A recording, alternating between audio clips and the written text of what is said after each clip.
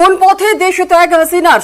বাসভবন থেকে সেনা কপ্টারে কুর্মিটোলা বায়ুসেনা ঘাঁটি, আর সেখান থেকে সেনার বিমানে আগরতলা, কলকাতা হয়ে দিল্লি, আর আগরতলায় চক্কর মারে সেনার বিমান। কিন্তু নামতে দেওয়া হয়নি তার বিমান।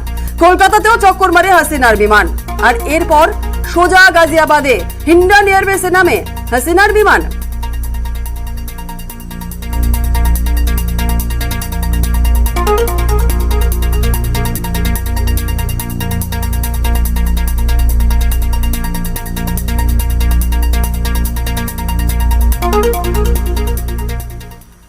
ভারতে শেখ হাসিনা আপাতত লন্ডন যাওয়ার সম্ভাবনা কম রয়েছে হাসিনার। একদিন দিল্লিতেই থাকবেন হাসিনা, আপাতত সেফ হাউসে থাকবেন হাসিনা।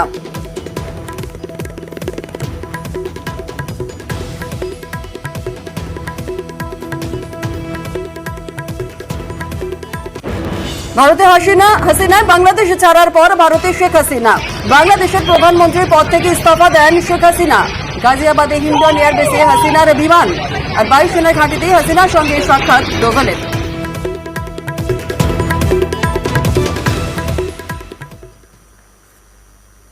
বাংলাদেশের প্রাক্তন ক্রিকেট অধিনায়কের বাড়িতে আগুন, মাশরাফি মোর্তাজার বাড়িতে আগুন ধরিয়ে দেওয়া হয়। আওয়ামী লীগের সাংসদ মাশরাফি মোর্তাজা, তার নড়াইলের বাড়িতে আগুন ধরানো হয়। আগুন ধরিয়ে দেওয়া হয় সাকিব আল হাসানের অফিসেও।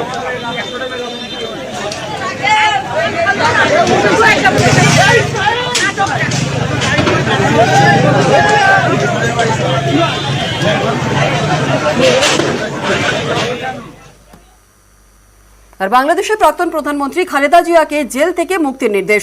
গতকাল অন্তর্বর্তী সরকার গঠনের বৈঠকে খালেদা জিয়াকে মুক্তির সিদ্ধান্ত নেওয়া হয়। রাষ্ট্রপতির নেতৃত্বে অন্তর্বর্তী সরকার গঠনের বৈঠক চলে, আর বৈঠক শেষে রাষ্ট্রপতি মোহাম্মদ সাহাবুদ্দিন জানান দ্রুত নির্বাচনের ব্যবস্থা করা হবে। একই সঙ্গে সব রাজনৈতিক বন্দীকে নিঃশর্ত মুক্তিরও নির্দেশ দেওয়া হয়। আর এদিনের বৈঠকে আন্দোলনে নিহতদের প্রতি শ্রদ্ধাও জানানো হয়।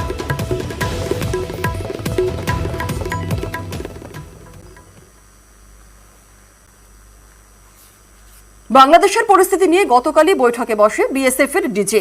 কলকাতায় বৈঠক করেন বিএসএফ এর ডিজি। ২ পরগনায় সীমান্তবর্তী এলাকা পরিদর্শনও করেন তিনি। আর বর্তমান পরিস্থিতিতে সতর্কতা জারি করা হয়েছে। বাড়তি বিএসএফ মোতায়েন নিয়ে চলে বৈঠকও।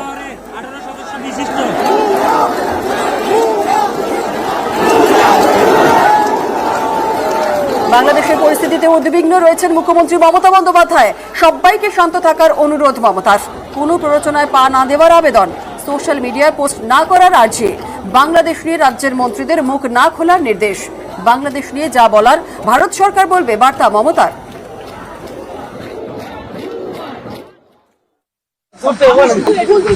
আপনাদের হাত জোর করে সমস্ত সম্প্রদায়ের মানুষের কাছে শান্ত থাকুন, সুস্থ থাকুন, কেউ কোনো সাম্প্রদায়িকতার মূলক আচরণ করবেন না এবং আইন হাতে তুলে নেবেন না। যারা বিপদে পড়বে আমাদের ভাই বোনেরা, কারণ এখনো অনেকে আছে, আমরা সেটা গভর্নমেন্ট অফ ইন্ডিয়া এবং গভর্নমেন্ট অফ বাংলাদেশ সেটা দেখে রাখছি। গভর্নমেন্ট অফ ইন্ডিয়া যেভাবে বলবে আমরা সেভাবেই করব। আর আমি সমস্ত পলিটিক্যাল পার্টি লিডারদের অনুরোধ করছি এবং বিশেষ করে সমস্ত জগতের সবাইকে, দয়া করে এমন কিছু পোস্ট করবেন না যাতে কোনো সাম্প্রদায়িক সম্প্রীতি এখানে নষ্ট হয়। এবং সব দলের নেতারাই তাদের বলবো, এটা দেশের উপর ছেড়ে দিন, দেশে আমাদের সরকার আছে, তাদের উপর ছেড়ে দিন। আপনারা নিজেরা এমন কোনো কমেন্টস করবেন না যাতে কোনো হিংসা বা প্ররোচনার সৃষ্টি হতে পারে। সকলেই আমাদের ভাই বোন এটা মনে রাখবেন, বাংলাদেশের যে ঘটনা, সেই ঘটনাতে আমরা সবাই উদ্বিগ্ন। আমি আমাদের নেতাদেরও বলবো, কেউ কোনো পোস্ট নেবে না।